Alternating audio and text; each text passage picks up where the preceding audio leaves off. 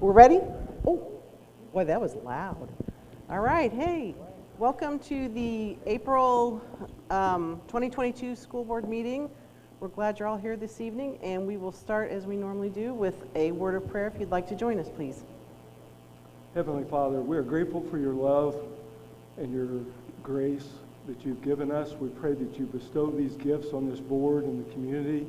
We thank you for the safe return of our students, teachers, and staff from spring break. Please watch us as we finish the year. We ask this in your name. Amen. Amen. All right, and then we will move on to recognitions, the best part of the meeting, which I'm sure is why most of you are here. Good evening, everyone. Thanks for joining us this evening to celebrate here in this moment with some of our students. We're going to start talking about, and most of the recognition this evening are about individual student growth, one of our guiding principles. So we're going to start with the Business Professionals of America. So if you were part of that team, please go ahead and come forward, including the sponsor.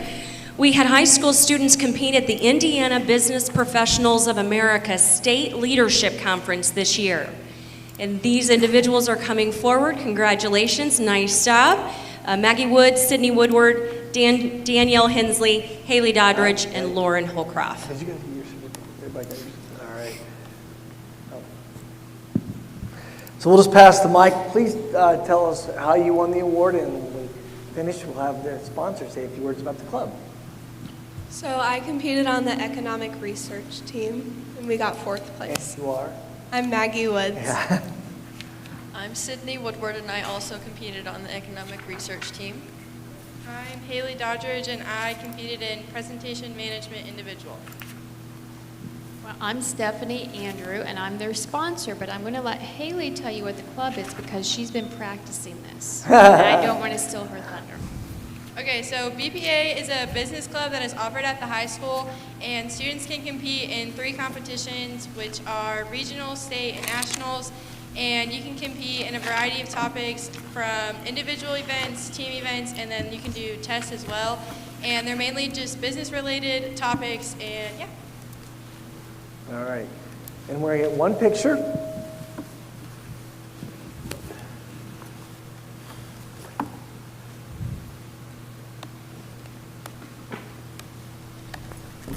All right, thank you. Congratulations, excellent job.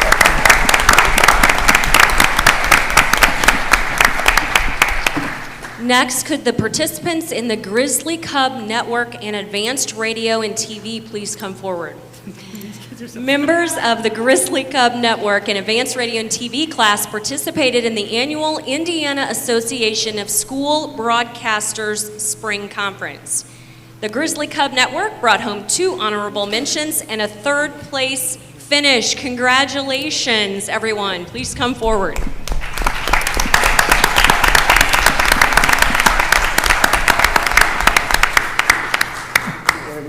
Talk about your project and we'll hang up with you. Right? I'm Jace Miller, and I'm Joseph Hott. We did a spot production, which was a commercial for our YouTube channel and stuff, and we got an honorable mention in our category. My name is Brandon Beeman. I entered into the photojournalism category, which is like a compilation of all the sporting events I filmed this year. It was like my best shots, and I got 3rd place. Hello, I'm Keegan Miller. I entered in the cinematography category. Hello, Kevin Hankins, teacher for the high school. The Indiana Association of School Broadcasters is just kind of all the schools in the state. They give out categories, they compete. So these guys worked really hard, competed. There were over 780 entries from 34 different schools, I think, participating. So to have these guys recognized, their entries that were judged by working professionals, pretty cool. So it's pretty good for our program. So thank you all for being here tonight.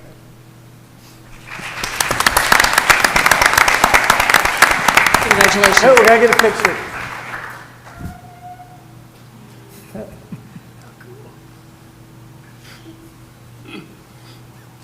Congratulations, everybody. Great work. Congratulations.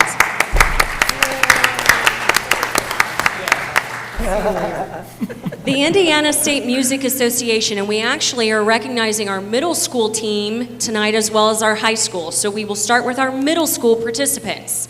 So if you were a participant in ISSMA, please come forward at the middle school. Franklin Community Middle School participated in the ISSMA Organizational Festival, bringing home a gold, a silver, and a gold with distinction placements this year. So congratulations to our middle school team.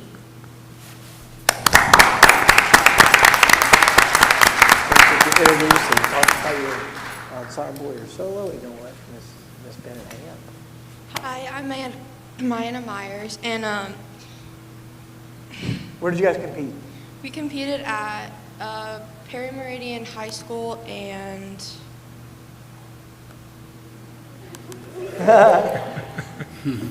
And what did you sing? What did you do for your song? so I did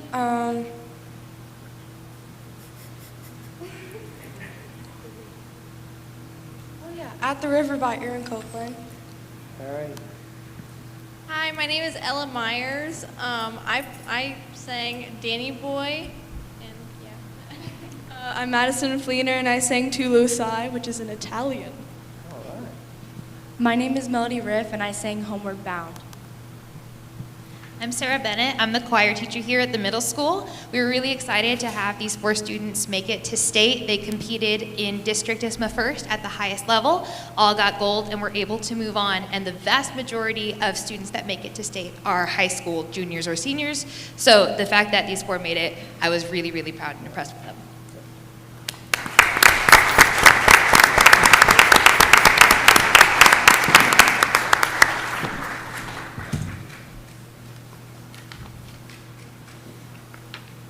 Congratulations. Congratulations, great work.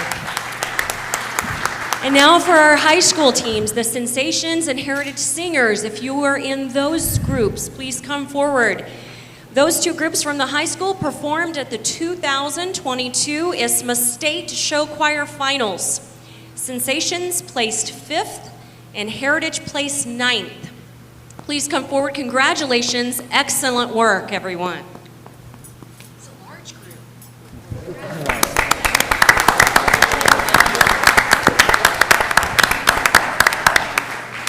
Did one of you want to be the main spokesperson? Ms. Sherry, thank you very much. Yeah. Okay. Hi, my name's Gabby Sherry. I'm in Heritage Singers, and then I play in the show band for Sensations. This year, I got to be president of Heritage, which has been pretty cool, if I do say so myself. So we went to state about a month or so ago. It's a picture of us. That was after Heritage's performance, I think so. And so how state works for show choir is we go in the morning and we compete with the unisex group. And so we all got to go and we watched them perform, help them perform, do all the things. And then we went to awards. And then you come back home and we had a rehearsal before the mixed groups performance and competition. And then you go back and you do it all over again. So it's kind of like 2 competitions crammed into one day. And so we went the first time and then came home. And then the second time went again and then did it all over again. So it's pretty cool. But yeah. Congratulations. That's kind of how it works. Thanks. So then pass the mic, everybody introduce themselves. Okay. Hi, I'm Elena McCrary. Hi, I'm Michaela Thompson. Hi, I'm Eliza Sutton Kendall. Hi, I'm Ayana Leap. Hi, I'm Brianna Gray. Hi, I'm Danica Mayer. Hi, I'm Aubrey Stern. Hi, I'm Joanna Nevins. Hi, I'm Zach Skeeto. Hi, I'm Bryce Stern. Brandon Beeman again. Hello, Johnny Hughes, the choir director at the high school. After a long season, we competed at 7 different competitions, and we were lucky to make it to the state level. And we had a very competitive season. Everyone was at the top level this year, but we made it into the top 9. And Heritage finished at the 9th level, and Sensations finished at the 5th level. So, pretty proud of them this year. Thank you for having us. No. All right. I think we got to get it.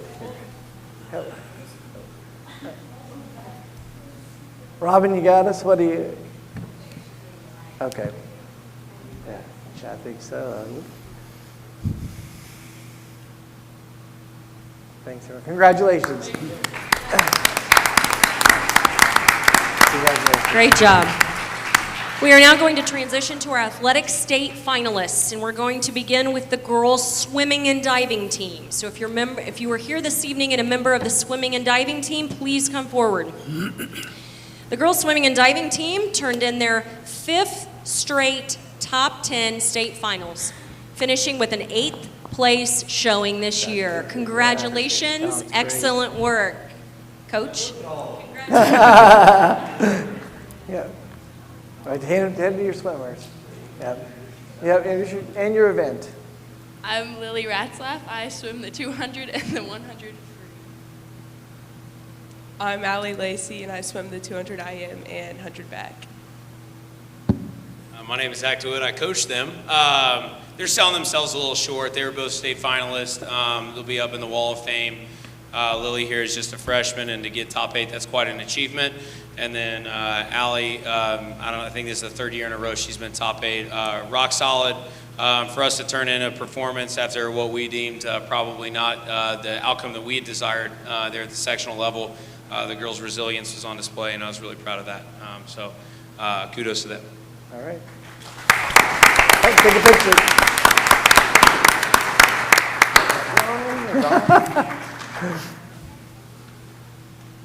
All right, thank you. Congratulations. And now if our boys swimming and diving team could please come forward. The boys swimming and diving team finished their season where the Grizzly Cubs competed in 4 events at the swim preliminaries. Unfortunately, the Grizzly Cubs were unable to secure a top 16 finish in any of those events and wrapped up another solid year with Coach DeWitt. Congratulations, gentlemen.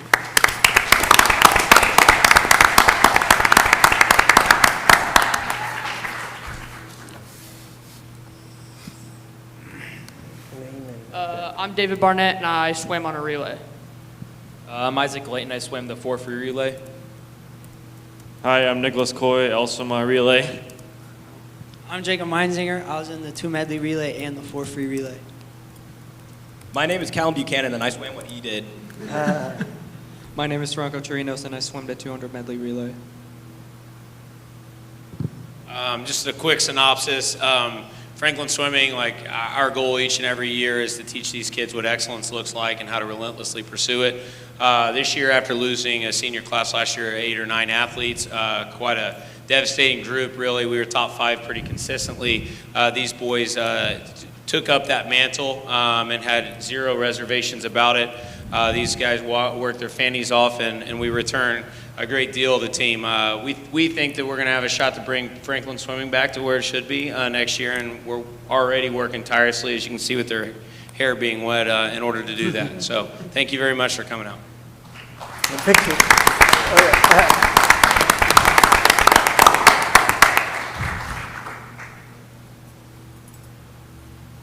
And Coach DeWitt didn't tell you, but right before the sectional tournament started for him, he became a new dad. And so, if he wasn't busy enough, now his life really got busy. So congratulations. Again, congratulations. And finally, our girls basketball team. If our girls basketball team could please come forward.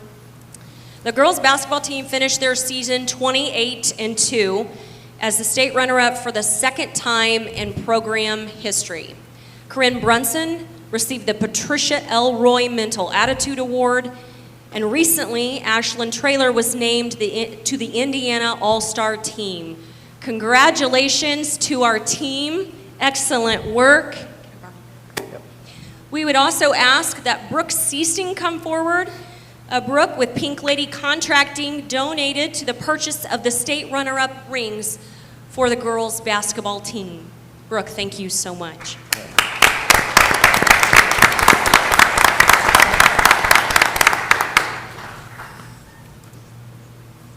I'm Kendall Yoakum. I'm Emma Stappenfield. I'm Lauren Clem. I'm Kennedy Irvin. I'm Addie Morris. Josie Ray Phillips. I'm Brooklyn York. Mike Armstrong. Shannon Winslow. I'm Josh Sable. Thanks for coming out today. We've got an amazing group of girls. in and outside of the gym. We all these girls are in honors classes. I think our overall team GPA is like a 3.89, and that's with 26 girls in the entire program. 50 wins in the last 2 years. That's more wins than any other team in the state. Back-to-back Final Fours. And a chance to play for a state championship. And I think the thing about these girls is it doesn't matter what they do, they are the most committed and hardworking group, and they just have this refuse to lose spirit about them, and it's the most competitive group I've ever met. And I think that even when they graduate from Franklin and go on to college and go on into adulthood, these are the type of young ladies that are going to give back to the community and just be great role models, and they are strong, smart, independent young ladies, and definitely proud to be their coach. All right. And most of them are coming back, is that correct? Yep. All right. Let's get a picture then, and we'll...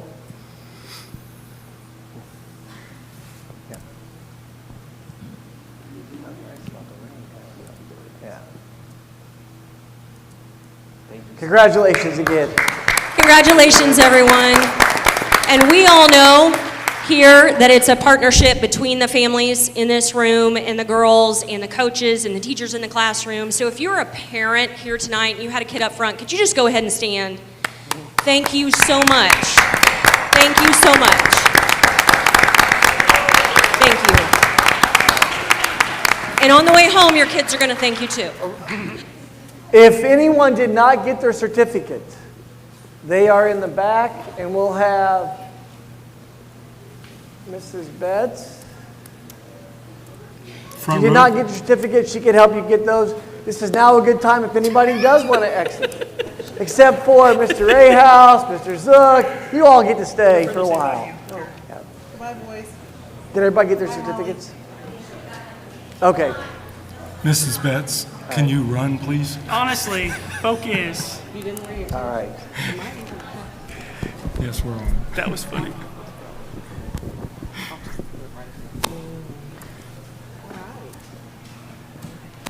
Okay, thank you.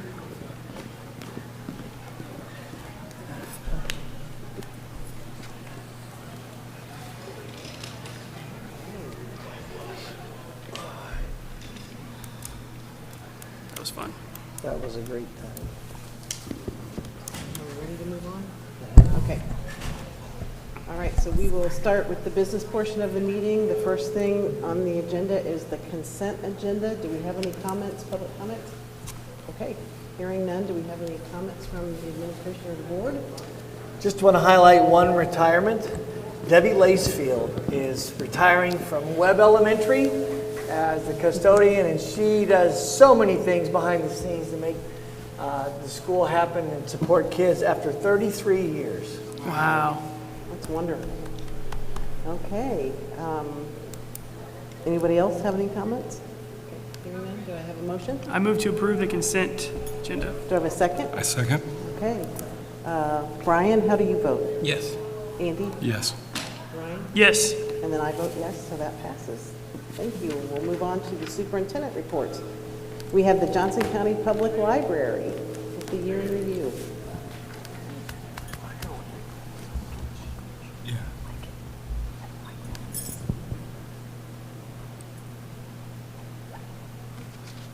Hello. My name is April Windish, and I'm here with the Johnson County Public Library. I work in the programming department at the administration building, and just thank you so much for letting me come here today and tell you a little bit about what we've been doing over the last year. Included in your handouts are the latest library program guide and your 2021 year in review. A lot of attention.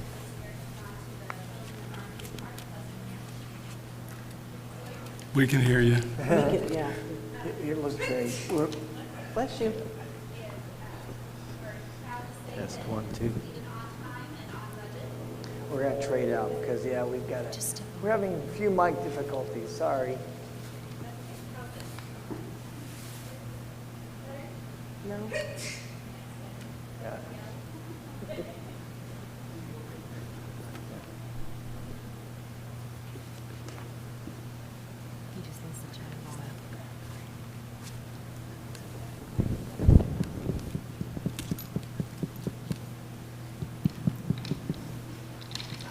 Okay. How's that? Good. There Okay, you great. go. Well, over the last year, we've had a lot of attention on our Clark Pleasant branch, which this year we completed on time and on budget. But there have been a lot of other great things happening at JCPL. We continue to check out more than 1 million items each year. All over Johnson County, JCPL staff made a difference by connecting residents with resources and learning opportunities. We held COVID-19 flu vaccination clinics at all of our locations. We supported the Leadership Johnson County organization with leadership book discussions. We assisted Aspire Community Matters by creating an online resource for students and parents to learn about skilled trades and high-demand jobs in Johnson County. We made seed packets available at all locations to share the love of agriculture and home gardening with residents, and we partnered with Johnson County Soil and Water Conservation District to launch the Little Native Seed Library at the Trafalgar branch. We partnered with the Johnson County Parks and other city, town, and municipal parks to launch the Great Park Quest to encourage residents to visit our great park systems. This year, we hope you and your students can join us for some outstanding upcoming programs, including Explore Summer. We would love to see every student at Franklin Community School Corporation participate in Explore Summer.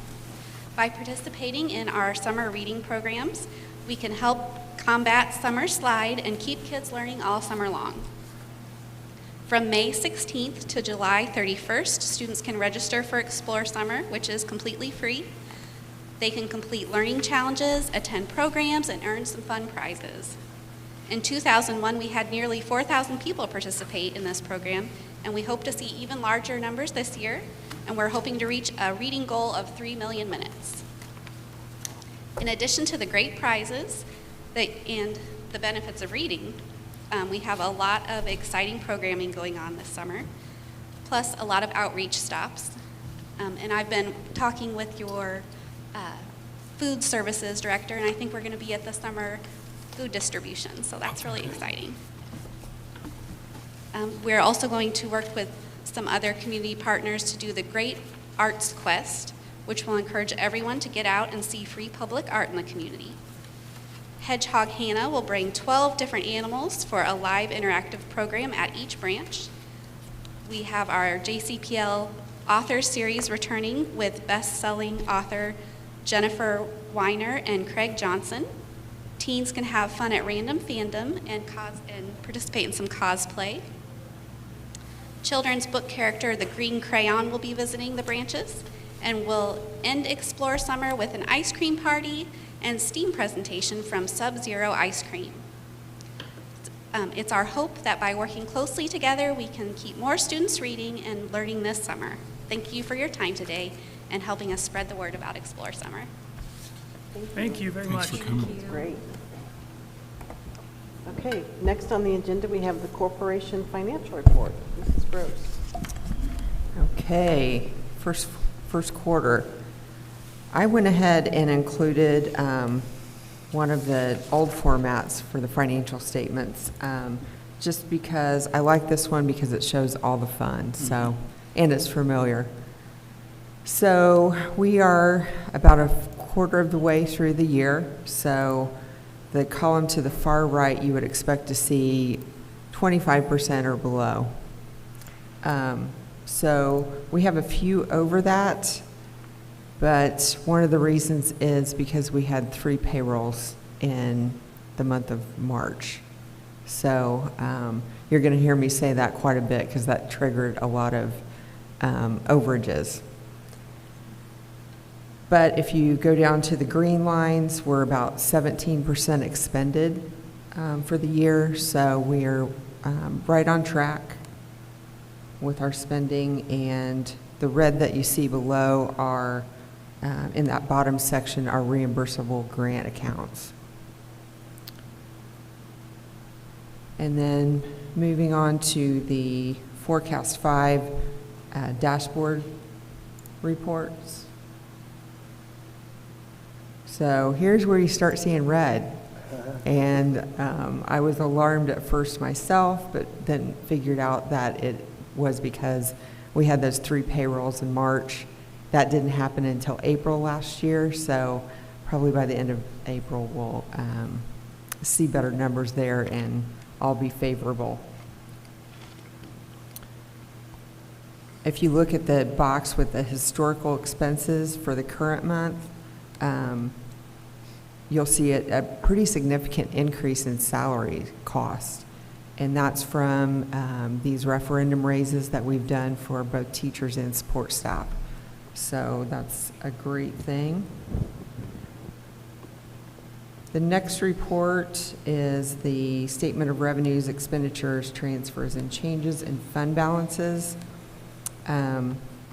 If you could go to that right, or that left box first.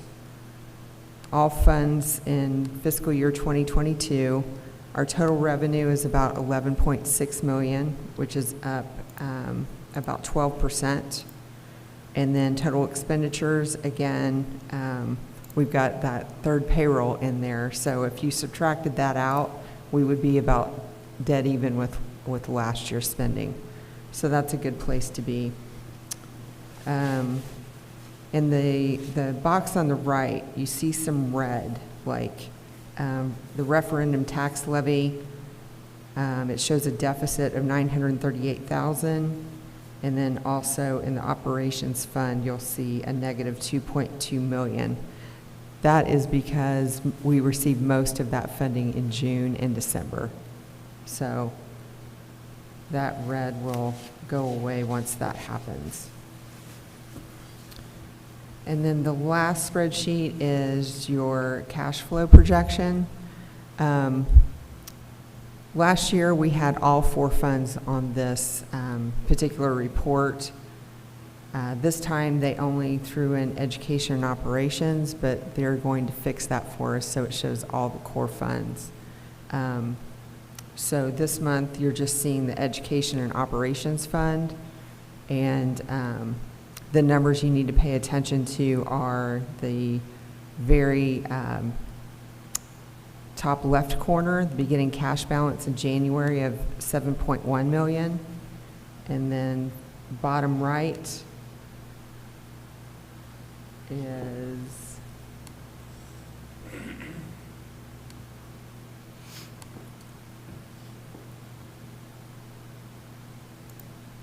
$8.8. Sorry, I don't see very well in these glasses. 8.8. So they're forecasting an increase of about $1.4 million in fund balance.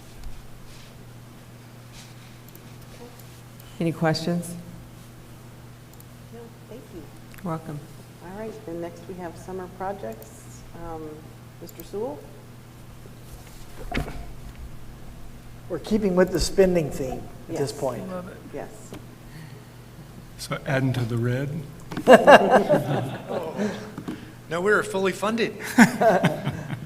You'll remember last year we came to you with a list of project needs and opportunities, and you all passed a general obligation bond, and we continue to work with the facility condition analysis that Lancer and Beebe did for us a couple of years ago.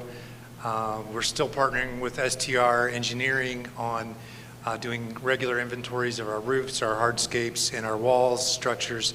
And Mr. Sprout and I kind of continually maintain a list of projects and facility needs that we work from as we prioritize expenditures in that vein. So Dr. Clendening asked us to give you an idea of what to expect this summer as we tackle some of those projects, and so that's what this is all about.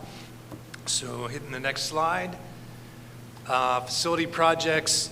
We've been retrofitting doors with improved panic bars and some other things like that. We're going to do some Union, some floor repairs out at Union.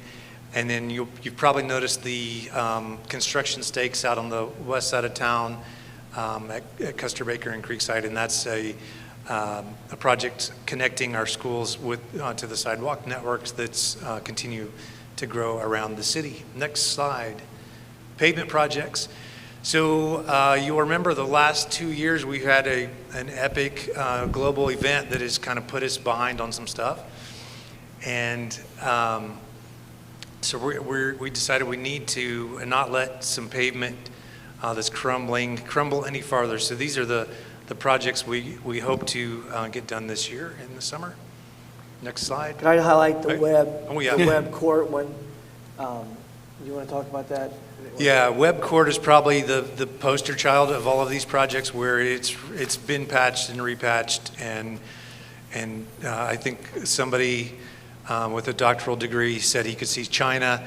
So we are taking action to remedy that situation. So there's just a variety of places. When you see pavement go from cracking to small chunks and to potholes, if we don't get in front of that, we're going to have escalating expenses and just a bad situation that doesn't represent our facilities well. So we're going to try to kind of strategically take care of some of those areas. And on web court, you'll notice it's going in from the south end.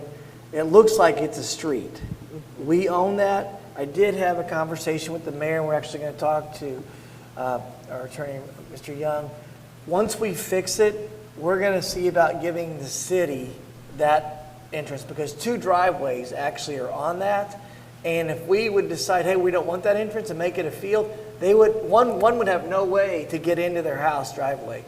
So in talking to the mayor, he agreed, and so the next when we do our joint city council meeting, we're going to talk about it again. But that's just an awareness. The road is in bad shape. I agree.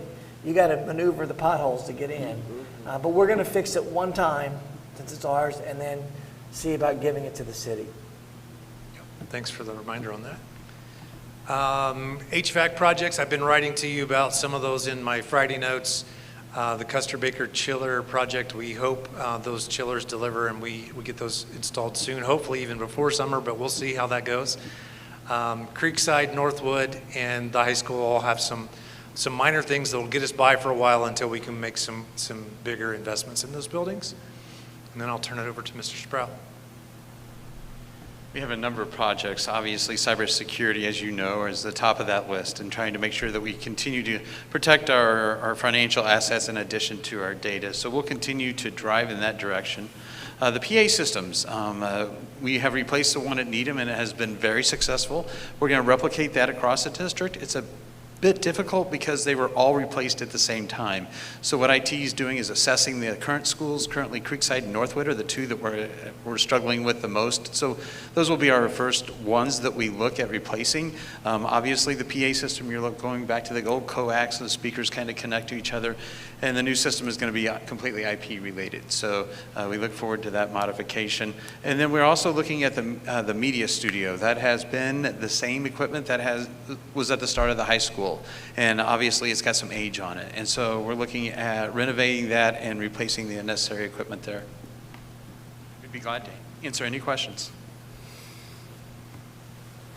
The one last thing I'd like to report on, Ms. Job Gross and I did a tour of the buildings and sat down with each building principal and made sure that their thoughts and building needs were factored into our kind of running project list. And we're certainly keeping those in front of us as we plan for projects in the future. Thank you. Thank you. Okay, next we'll move on to action items. Mrs. Betts, do we have any comments? Okay, so we will start with the U.S. signal backup. Mr. Sprout, again. Sit down. If you're familiar with the Six Sigma process, this is an A3, one of our documents that allows us to look at the entire concept of a project, and ultimately this comes down to cloud backup. Normally what we've done in the past is we have a SAN where we keep our data, the hard drives, and that resides at the high school. On its replacement, the SAN came here to the middle school, and we restored the backups here so that we had something off-site. Our cybersecurity insurance wants it to the cloud. That lines up very well because we've got every piece of optional technology out of our SAN. It is gone. So as we need to replace the SAN and the cybersecurity insurance comes in, we are looking at going with U.S. Signal. One of the benefits is the license that we have already purchased for our Veeam backup system is already lines up with that, so there's not an incurred cost there.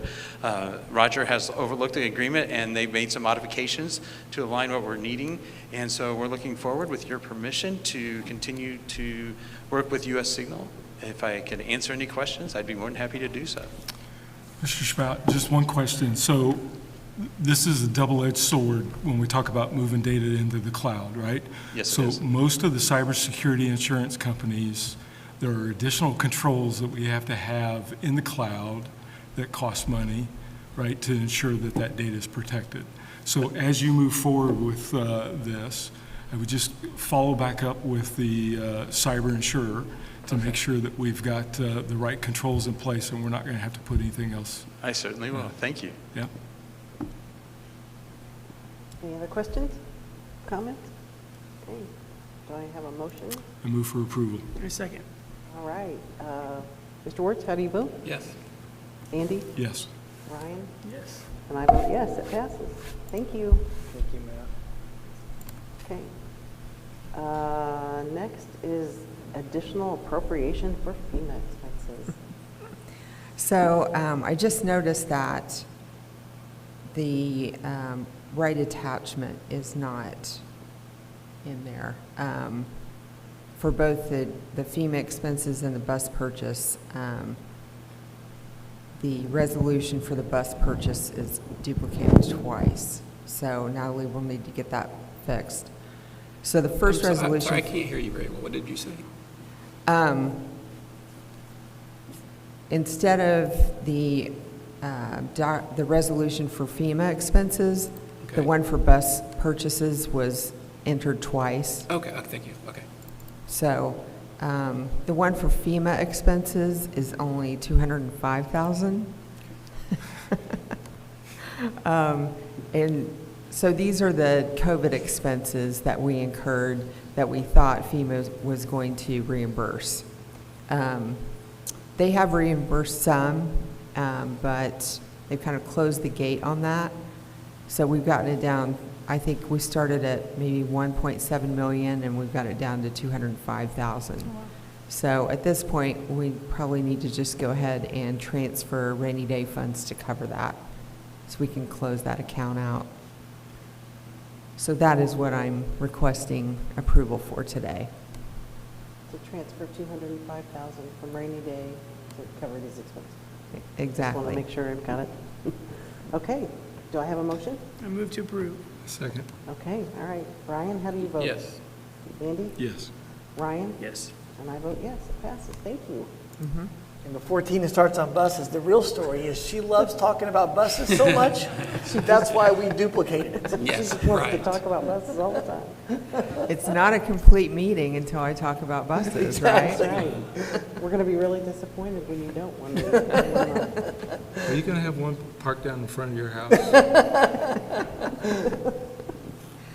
Okay, so a few months, the board approved for us to enter into a lease agreement, lease-to-own agreement for 15 new buses. And this particular resolution will allow us to increase the appropriation by the 1.7 million that the lessor is going to send us to pay for the buses initially. We'll also recognize the 1.7 million as a revenue, so it'll really just be a wash. And then we'll have quarterly payments of about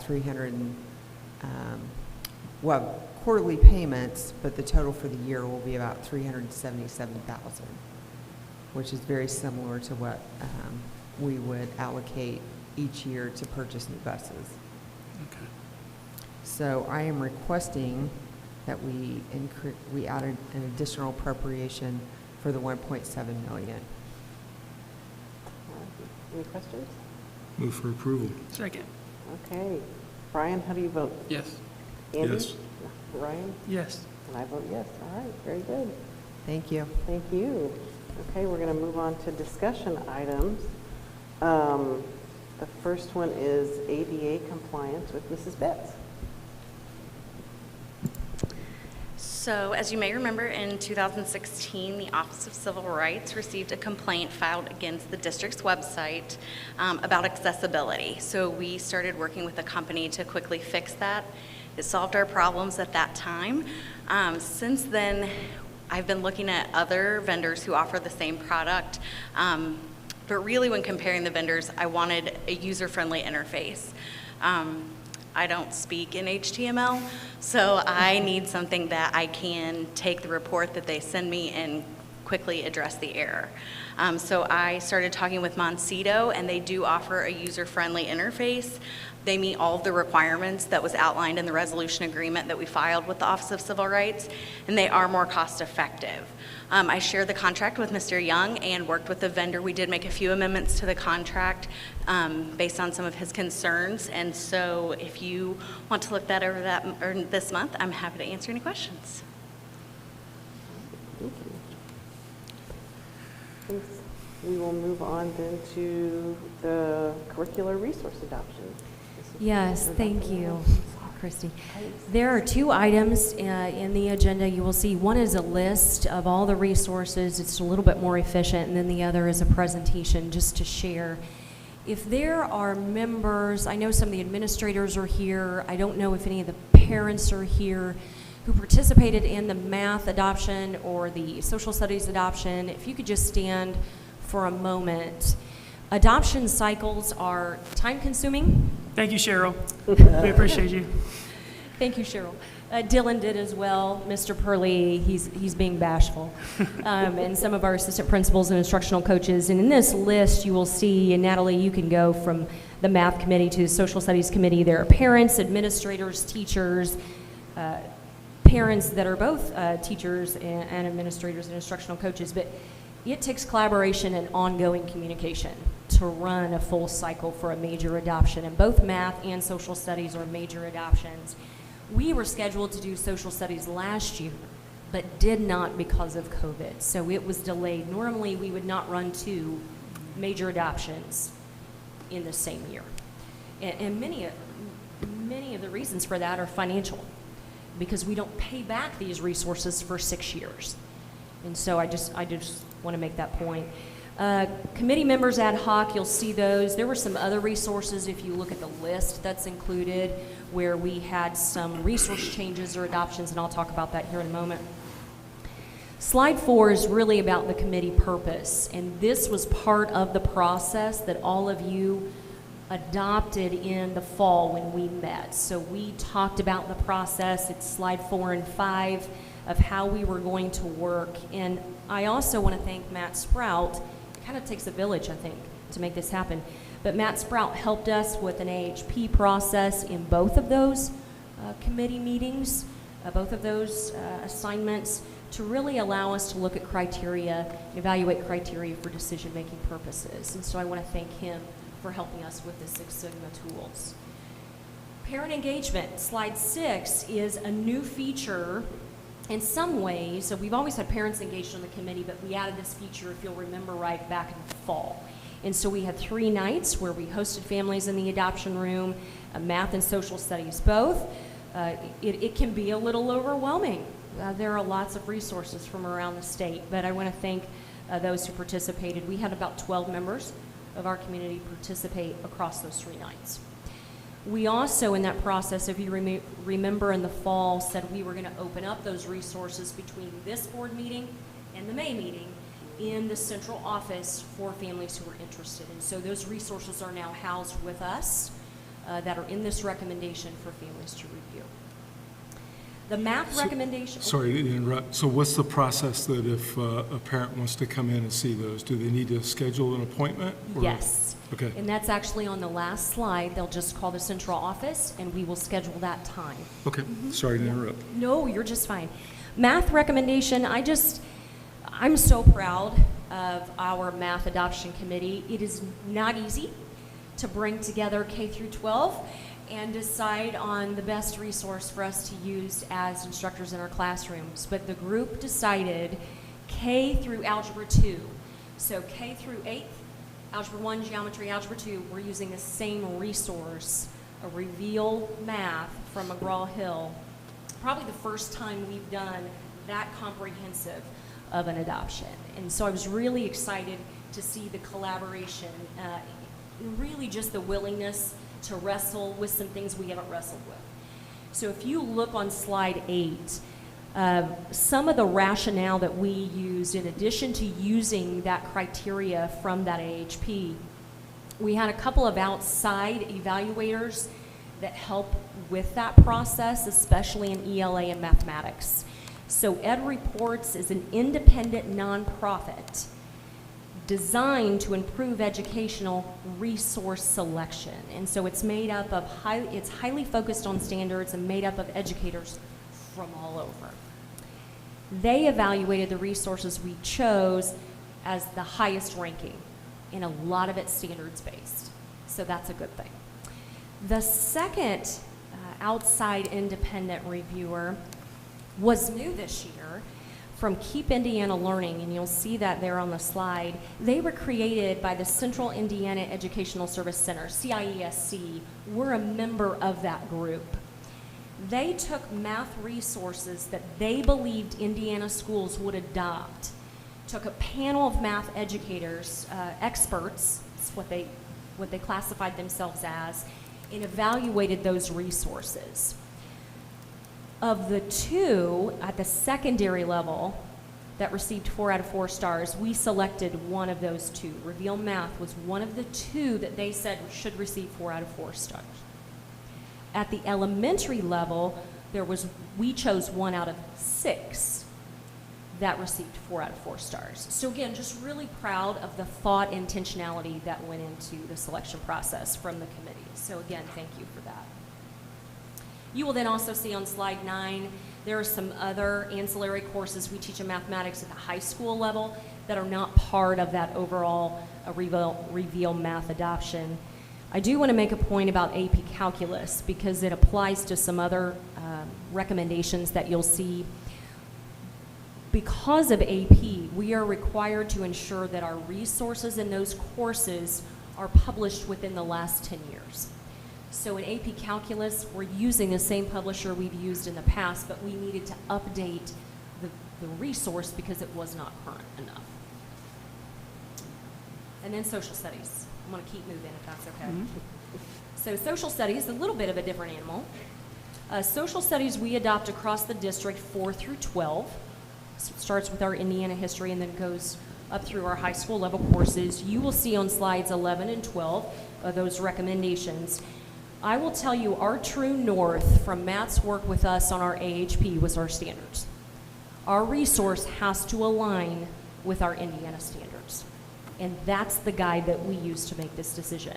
Our teachers will use a resource that aligns with our Indiana standards. And that's where we need to stay focused. There are not external reviewers like there are for ELA and mathematics, right? Some of those core areas that are heavily tested. So we didn't have that opportunity. But we did look at developmental appropriateness in technology, professional development, primary resources. But again, I want to come back to the standards were the driving force in that adoption sequence. You will see a couple places where it says we're going to hold for a year. And I just want to explain that. In economics and I think AP Psych, yes. Those resources were not as current as we would like to see in an adoption. In conversations with both vendors, they told us they were bringing out a new text next year with updated statistics and data. The faculty felt like the data, the charts used in those books were not, they may not be relatable to kids. And so they really wanted us to pause, wait another year and see if we can get some information and data that kids might connect with better. So I thought it was a wise decision on their part, and so we will look at that then this coming year. Alongside civics, you do not see civics in here. The state standards are not yet developed. And so once those come out this summer, we'll start a mini adoption cycle with our civics teachers for the new state required course at the middle school. If you look at the document that I included, there are other, if you remember right, we often have a new novel or a new something or other that we bring forward. We have never had a resource, an instructional resource in our mass media and media arts class. The courses that Mr. Hankins teaches, he was up here earlier this evening. And so he met with some of the administrators at the high school, he met with me, talked to some other colleagues around the state and said, you know, I would really like to suggest that we look at a resource that connected to careers, career interest, higher order thinking, checks for understanding. I want to applaud him for that, for thinking along those lines. AP Chemistry is in the same position as AP Calculus. we'll be out of compliance next year if we don't adopt. And then our English 10 workshop course, Jeff Powers is the instructor for that course and was looking for a novel that was at the reading level of the students and yet met the SAINT standards. And so he's looking for some really innovation in that course. So. Wonderful. Yes, sir. Yeah, thank you to everybody who served on those committees, and we appreciate that. Yeah, Dr. Werland, I would say that as with everything else you're involved with, I think you knocked this out of the park. And I've had several teachers reach out to me to tell me how much they enjoyed this process, and they're so impressed by the way that you facilitated it and how the result we got to. So, as always, super impressed with you, and you're my hero, so keep it up. They're heroes too. We're all heroes. I'm not a hero. Okay, so we'll move on to the next item on the agenda, which is Cub Care with Mrs. Gross and Mrs. Betts.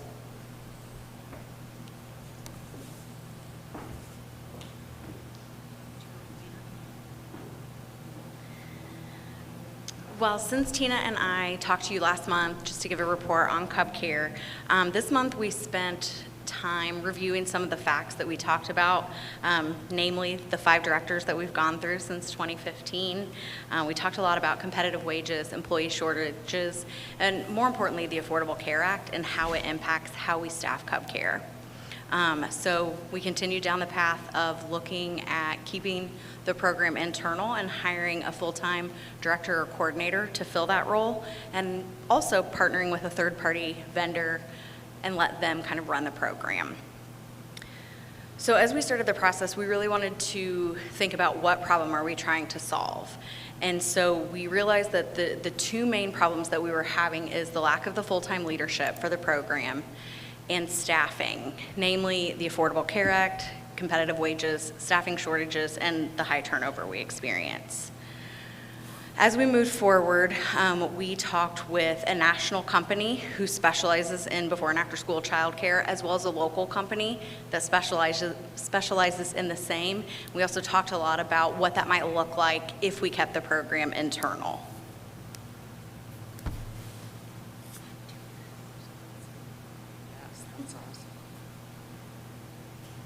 So we started with our guiding principles because a lot of those principles tie to this project, with the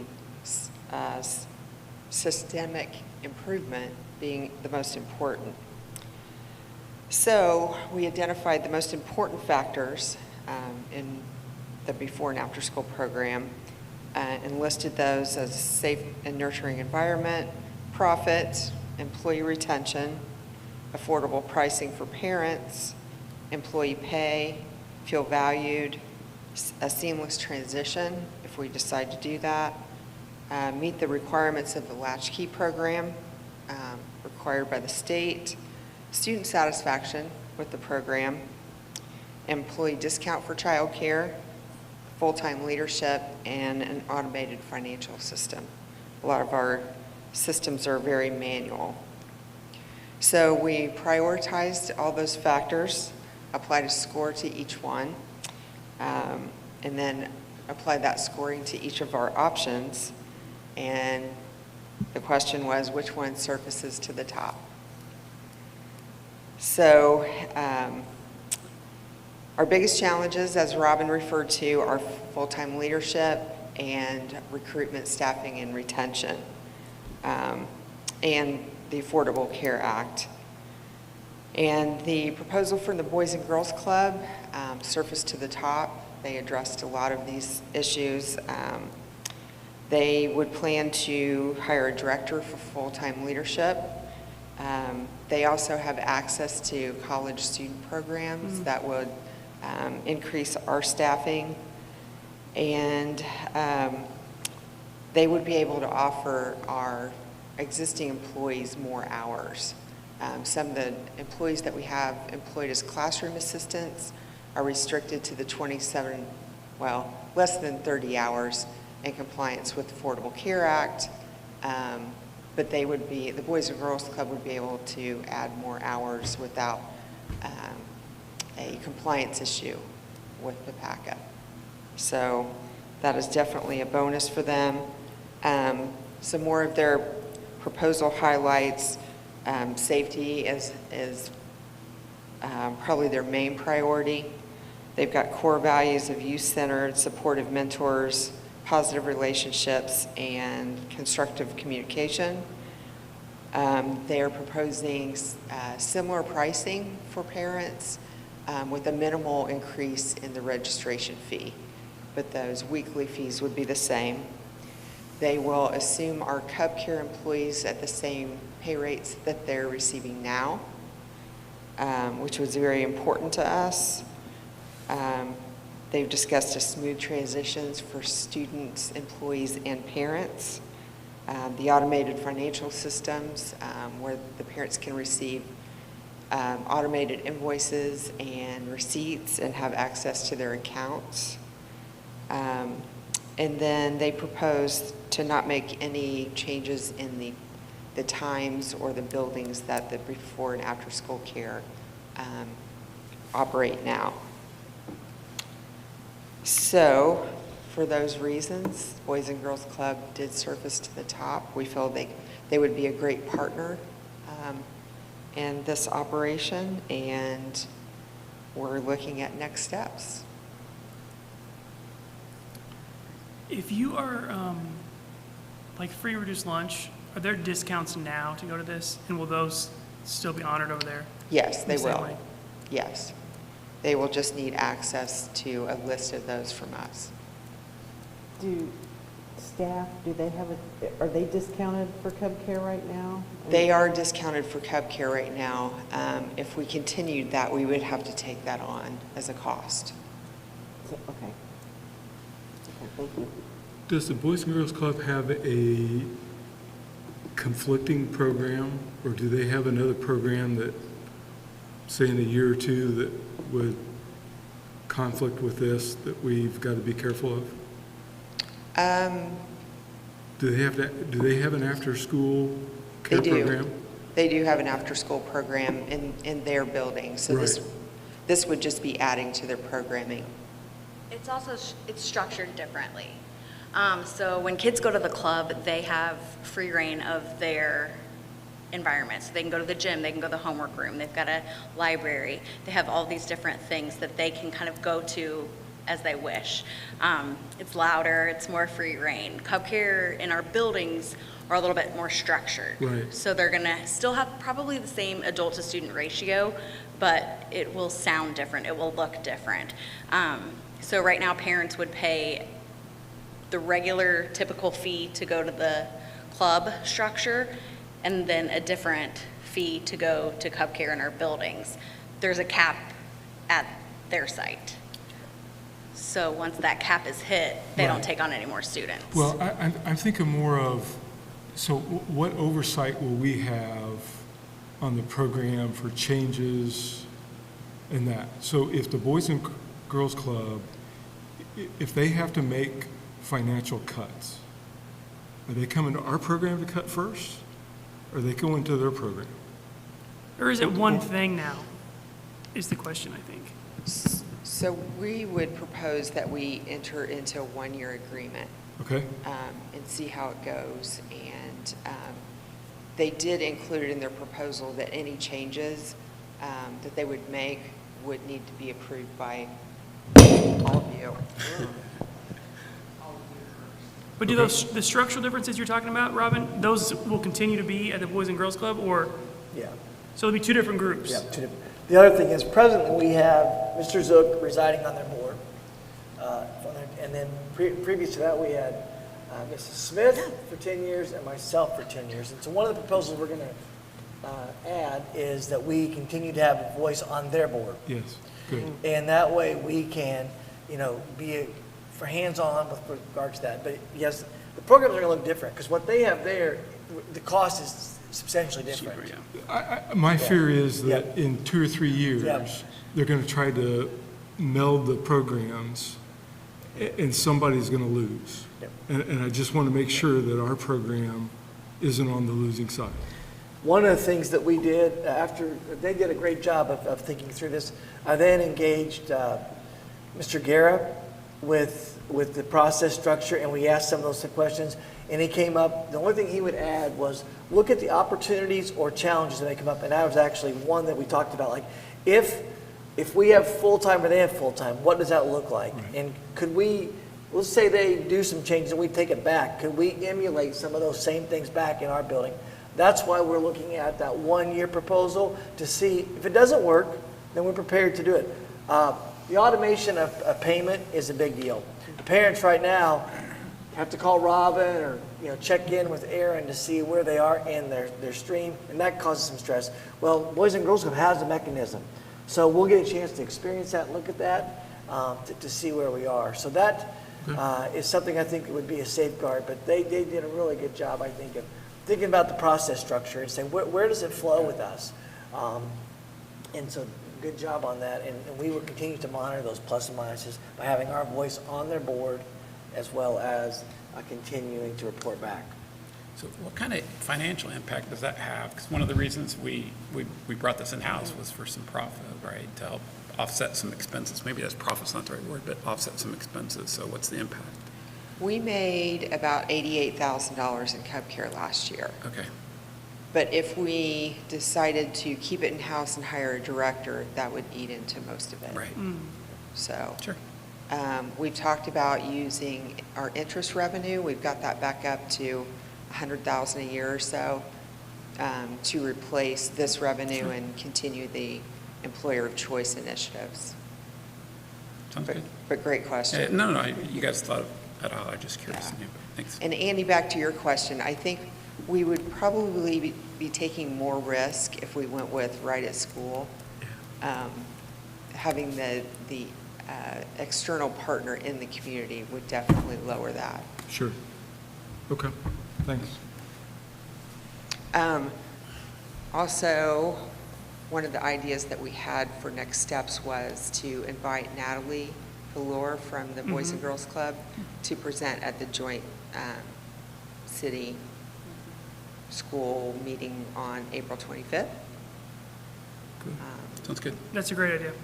Because presently they partner with the city, because the city actually owns their building, and that's their in-kind to the Boys and Girls Club. So we thought if Natalie would come and share the three partnerships, basically, what's going to take place with Boys and Girls Club being the connector. Nice. So if that's okay with the board, we'll invite Natalie. We would love Natalie to be here. We love her. She can answer some of your questions, and hopefully at that point we can turn that into an action item. Thank you. Thank you. Okay. Next on the agenda is future planning for an architect approval. That's Mrs. Grossman. Yeah, she's coming right back. Unless she just exits right out the door. This is going to be a continuation, as you know, we had a work session. Right. And we talked to 4 different architects on kind of vision, opportunities. She did. Yeah, Mrs. Jo Gross led that, and so she's going to continue that discussion now that we are back in session and having out of the work session. So I just prefaced that we started with the work session and send it to you. Okay. I apologize, I forgot mine was, the next one was mine too. So we had 5 architectural firms present at the February board retreat. So you've had a little time to think about those presentations and maybe rank those, take notes, that kind of thing. So we would like to know how the board feels about next steps and making a decision on that. And do you need more information to be able to do that? I think we can narrow it down from the 5, right? 4. Or the 4, sorry. Yeah. Yeah, I think we can do that tonight, and then don't you think we would like to maybe have one more presentation from each of them? And I think we need to follow up on some of the references. Okay. Get more voices from the customers, if you will, from those top 3. Okay. And then we ought to make a choice, because I know that new WinStar I forget the name of it, but the roads are there. By the end of summer, it's going to be full. So, we may be talking more than one building that we're going to have to figure out how to deal with. Okay. So on this logistics side then, do we want to move this to an action item? You tell us, do you want us to invite the 3 back or 4 back or narrow down? How would you guys like to proceed with that? I think we should narrow down this evening. Okay. So we don't waste, if there's one firm we didn't really want to see, then don't waste their time. So, Mr. Young, then we can elevate this then to, the first step is just to narrow the list down as an action item, but we still need to do that as a public vote, correct? Yes. Yep. So I would make the recommendation to the board that we elevate this to an action item to narrow the list down, and then next month, we're going to bring back the participants, and they will do a presentation, and Tina will follow up with their requirements on that participation, and then they'll be a part of that May discussion. And then will we vote in May, or will we? I think we talked about voting in May or June, depending on your preference. Okay. And I think for us, as you see GO bonds and different opportunities coming, this partner needs to come and be a part of the game. Right. Okay. So I move that we make this an action item then. I second that. Brian? Yes. Yes. Andy, yes. Yes. Yes, we all agree, okay.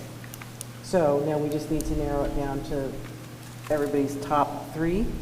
Yes. Is that what we feel like we should do? I like that. Okay, so I will start. My top 3 were, like in no particular order, CSO, Lancer and BB, and Schmidt. I couldn't hear the last one. Schmidt. Thank you. I had the same. I had the same. Supported. Okay, and Becky is not here, but Okay. I think she would go along with that Yeah. as well. Becky was present at the work session, so she Yeah. did have information. Yeah. So I just want to make sure I understand. You would like to invite CSO, Lancer and Beebe, and Schmidt back to present at the May board meeting. Yes. Between now and then, I will check references and take some notes on what that looks like.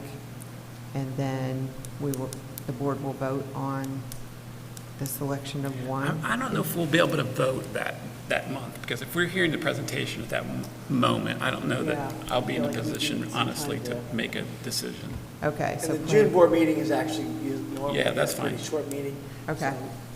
Or we could have a special one 2 weeks Yeah, later or okay, something we to can that do that. effect, but I don't know that I feel comfortable Yeah, having yeah. them present and then making a decision at that moment. All right. Okay. Is there anything in particular that you would like for them to present on? Is there a repeat of what they did in February or a particular topic? Well, how much time did they have in February? I can't remember. They had, 30 minutes. I think that included questions though, Yes, too. it did. I don't think we need to hear it all again, right? No. So for me, I would like to see them focused on union, right? What's the size projection? What's the cost? And I know that we've got a lot of assumptions there, but we need to focus on if it's a cost per square foot, if it's a cost per design, right? We need to start looking at that. And then, is it build on site, or is it buy land or use our own land and build? So what options, but let's get into those. And then if time allows, when we look at the growth projections for Franklin, what's the next building that we have to be worried about? I mean, I mentioned Creekside, but it could be Northwood. I mean, there's a lot of growth going on here in Franklin. So, instead of putting trailers in a parking lot, right, what's the next school that we have to, and it might be, Northwood, or, I don't know, right? We build another floor on the web and figure out how to get the third floor on web. Thinking outside the box. I know. Right? It's okay. That's definitely outside the box. And, It's above the box. I veto that one. Yeah. Second. It's above the box. That elevator might take most of the cost. I agree with that, yeah, just, we need to go on and look at the options with Union and see where we might have to land after that, if we'll have to land after that. Are we interested in seeing any sort of potential layouts, just a rough kind of? I think so. I think that goes with the size, Yeah. right, of the, Facade, if we're whatever. talking about Union, Mhm. right? Because the one that worries me is that there's a big parcel of land just coming off of 37 on 144 that's been for sale, and it's got a big sold sign on it, right? Now, I don't know if that's going to be a housing, but more than likely, that's probably a housing addition that's going to go in there. And so that will drive our need at Union, right? So that's why I asked that we look at that. Is that area Center Grove though? Not. 37 this and is, 144? Yeah, we are just in the middle of Bargersville South. Yeah, I think that's Center Grove over there. But there's 135 behind Pleasant View, Yeah. that is farmland for sale. One of the things I think they're going to ask us, anticipating, is previously we said, our buildings for elementary schools, we didn't want to see huge buildings. So they're probably going to say, what size building would you like? Because they can map out anything we want. well, but I think that we said at the discussion that part of our principles are 25 students per classroom. So if we hold to that, that's on to the design groups to tell us what size of a building. Okay, that'll be fine, just so we give them some parameters other than not, Yeah. just, Well, I don't mean to open up another can of worms, but I will. So one of the conversations some time ago we talked about was the transition of the two schools, like how many transitions a student might go through the course of the 12 years that they're here. And one thought was potentially trying to reduce that number of transitions. I don't know how that fits into here. I don't expect an answer. I'm just bringing I that do up. have an answer for that one, because part of the strategic task force that we looked at, that was the very first question we asked everybody. What would you like to see in that transition? And in that group of parents and administrators was keep the 5-6 building structure. Now, we can definitely go back and revisit it. If but we you guys did done that work, I approve just that. couldn't remember. Yep, we If you've did- done we that did work, have I that trust it. conversation, so. That's fine. I just couldn't remember things. I think that really the question on that is, Brian, just parents did not want to see the 5th graders back with kindergartners and 6th graders with 8th graders. So at least, even though there's transitions in there. Okay, that's fine. And I will just shout out to Cheryl. She's doing a lot of work to make that a community. They had a parent night the other night. And what'd you tell me you had? Wow. So great. that is, something that we've not been able to see, and I think that'll continue. So that answers that. So I think if you're okay with that, I would not want to open that one back up. Perfect. And I would really like to see on the Union part is how they could possibly integrate the history and maybe parts of the existing building. Okay. Maybe the gymnasium, maybe the, just, I don't know, but I would like to see some of that, because I think that's very important. I agree. For that area to keep the history, because there's quite a bit there, so. I know one of the requests the architects are going to have is to tour that building and get some more detail as far as schematic drawings and stuff. So we'll have to fulfill those requests. Is that going to be a problem to do that? Is that going to send people over the edge? No, I think, the community realizes those home developments are coming. That's one of the things we might want to consider, though, and this is leaving the architects for just a second, is meeting with their town council and having a conversation. What are they seeing in their 5 or 6 year plan, 7-year plan, 8-year plan? It's a great idea. And I think that would engage that conversation to a greater extent. I mean, you know, 69 is going to be finished. When you see an aerial view, we're not that far from 69 and our property and where that goes. And it's going to continue to grow. So what are we going to do in that partnership, in that collaboration thing? So if we reach out to the architects, I think we should reach out to the town of Bargersville and say, let's have a conversation. It's a great idea. So David, and I forget her name, I'm sorry, the doctor that we had last month on the growth, didn't she do that for us? Did she reach out to get that information to understand the growth of the county? Are you talking about when you requested that, those numbers by building? Well, just in general. She right? knew the number of home starts that were proposed, but she didn't know any future developments. Gotcha, okay. Yeah. Okay, so do we need to go ahead and vote on this, correct? So we need to vote on our top 3 choices. Which is CSO, Lancer and Beebe, and Schmidt. Schmidt to come back in May and give us a presentation. Do I have a motion for that? I move for approval. I'll second that. Okay, Brian? I'll approve. Yes. Andy? Yes. Yes. And I vote yes too, so that passes. 15-minute max Yes. presentation? Yeah. And is that sufficient? We will have some action items to that, but really that will be the major discussion that will take place. So 15 minutes. Okay. On those presentations. Okay, thank you. Thank you. Okay, the next thing on the agenda is Mr. Purley with the Smart Social proposal. It's a long walk from that back row.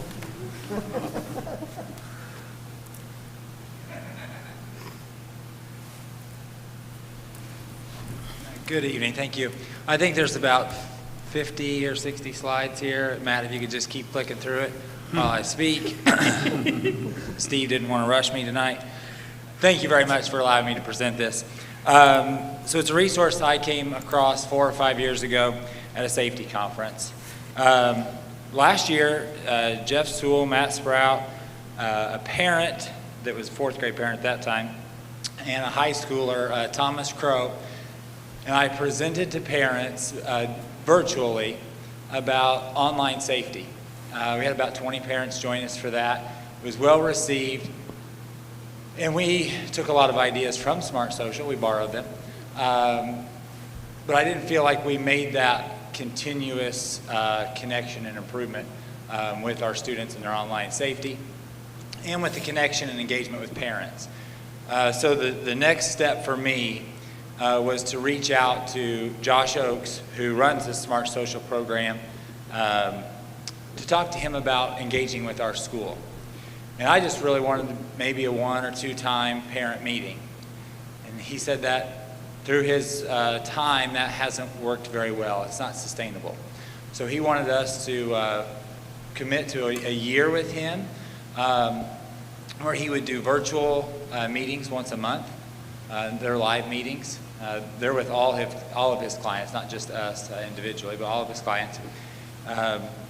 He would provide proactive strategies for parents, these monthly virtual meetings, newsletters, and videos about what's currently trending in social media, good, bad, and ugly.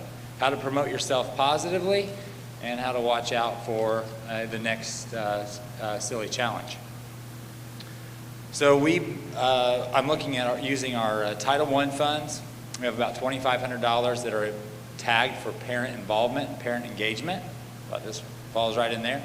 But I'm looking at spending $1,500 of that $2,500 to pilot this program at Needham Elementary School for a little over a year. We would actually engage this very soon. And then it would continue throughout the duration of the next calendar year.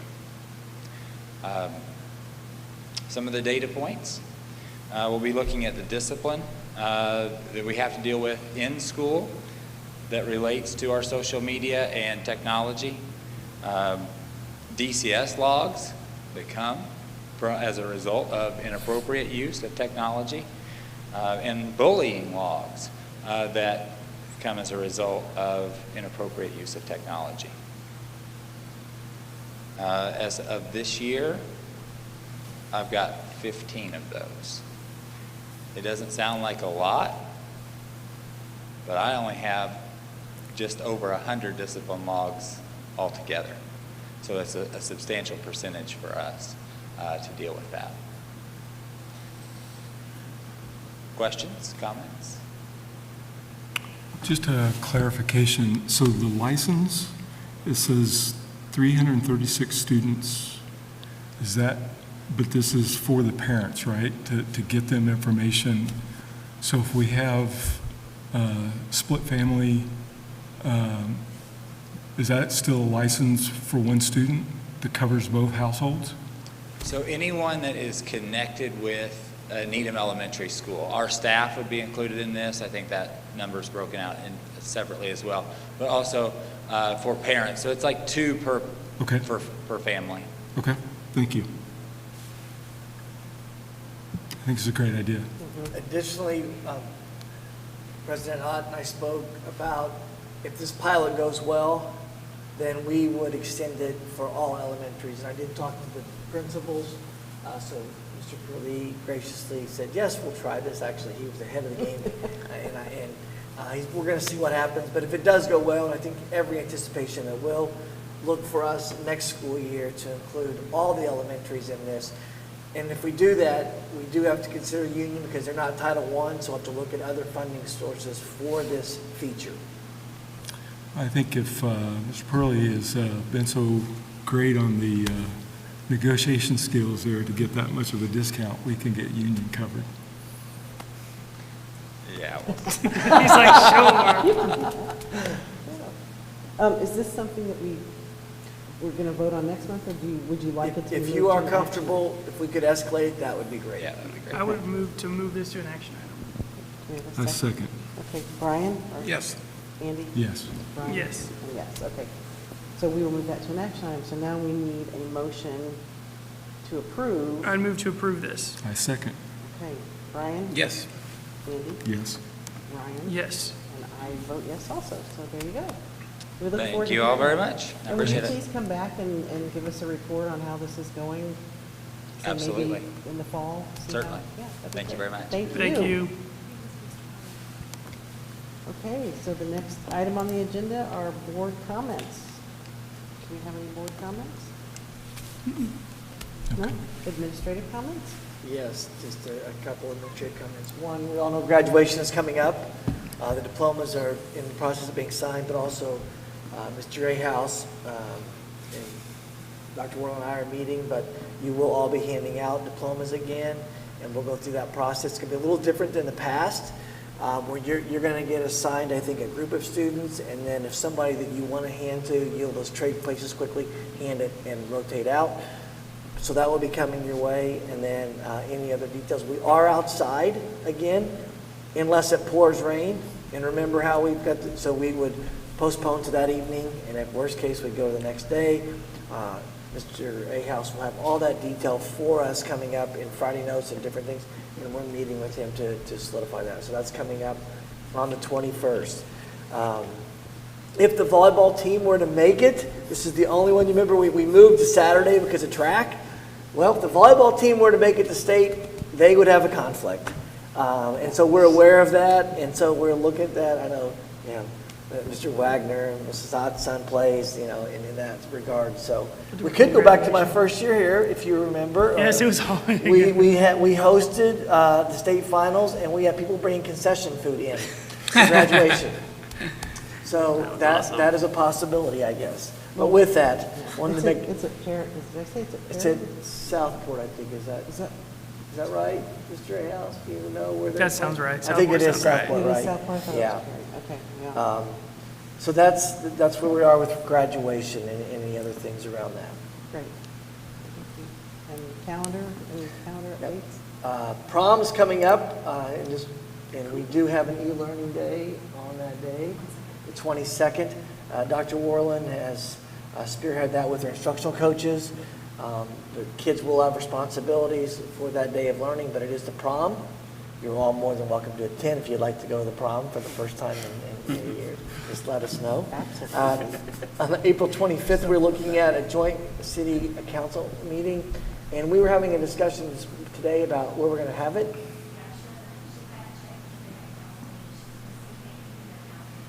Okay. If not, we'll be back here, but it's a little, with their members and our members, it'd be more difficult in size. If it works out, we'll go down to the city. But we'll let everybody know where that is here coming up. We're going to go back. We're going to have coffee with the superintendent at Main and Madison. It's going to be an in-person coffee. Nice. There will not be a virtual option, so parents, please come to participate in that at Main and Madison on the 26th. And then we're also coming back to quarterly board visits, and we're going to go to the high school and middle school. The high school is first up on the 29th. We will have breakfast with Mr. Ahaus and his team, and then they will present to us kind of future where we're headed, what's going on with the master schedule, et cetera. And then on May 13th, we're having the middle school conversation, and that's the same thing. Steve, are we meeting in the LGI room for, yes? And Mrs. Holman, where did you decide? Upstairs? To be determined. Okay, so we'll let everybody know because that is a work session for everyone. And then the last one, as I mentioned, the graduation. Okay. A lot coming up. A lot coming up. Okay, so the last item do we have any public comments? We do. We have 2 public comments this evening. Jason Scott. And while he is walking to a mic, because I forgot to send it to Natalie, we are also having our end-of-year recognition program and dinner on Wednesday, May 18th, 6 o'clock at the high school, and all of you are invited.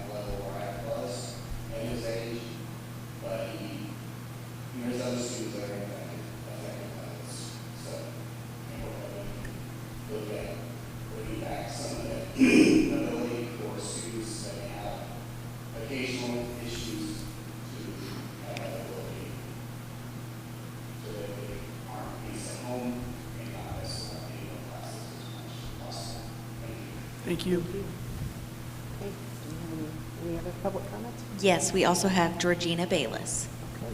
Mrs. Bayless. And tonight we're going to extend Mrs. Bayless an extra, we're going to give her a 5-minute total to speak. She was going to present, but we just moved her to the end of the meeting. So thank you. Thank you for waiting. So I'm here because I want to find former Franklin School teachers who are committed to reviewing Franklin School library books and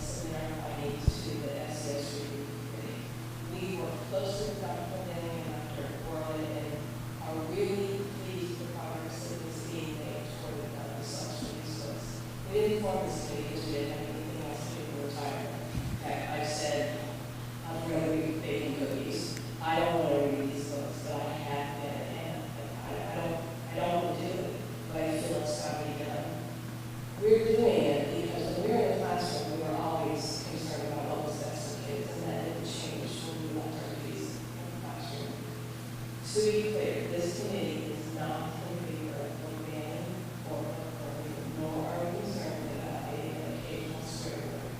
But we are in favor of setting safe boundaries and sending consistent messages to the students in our schools.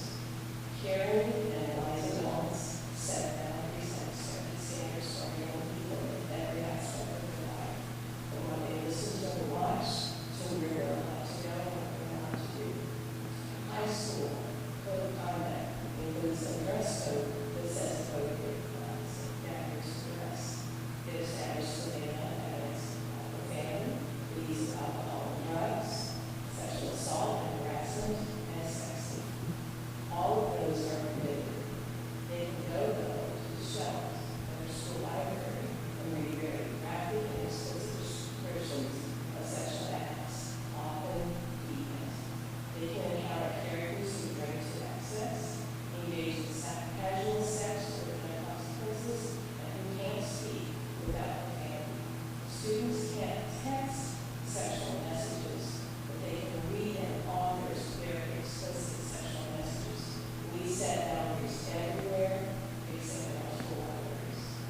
There's a huge disconnect between the standards and boundaries that we set forth and the knowledge we provide.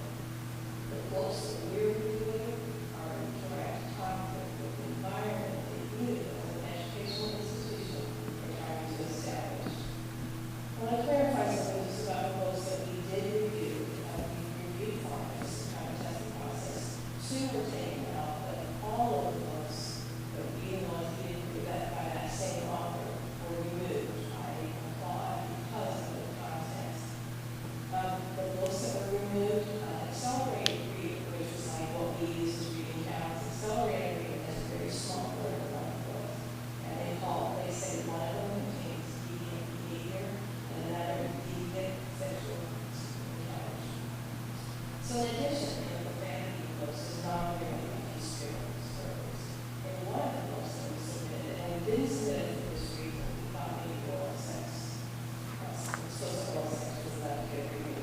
But as I reviewed more, there were 10 words or their variations of profanity we repeated 210 times. I wish I could tell you that. In that book, girls were called bitches throughout the book. There were 210 lost opportunities to develop our rich vocabulary. 210 times the author is saying that the characters and the readership are too stupid to string together a group of sentences without repetitive profanity. Another point that I think is important is that most of these books, many of them,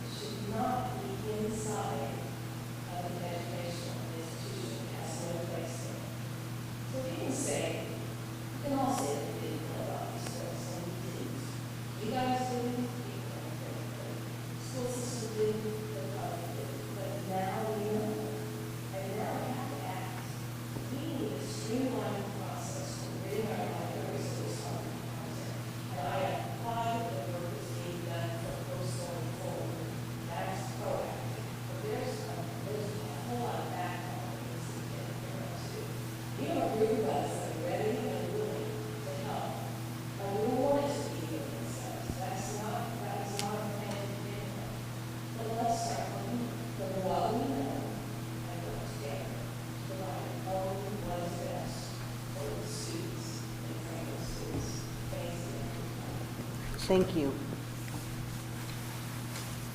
Okay. Do we have any more public? Nope, no more public. On that, we will adjourn our meeting. Thank you. Thank you. Good job.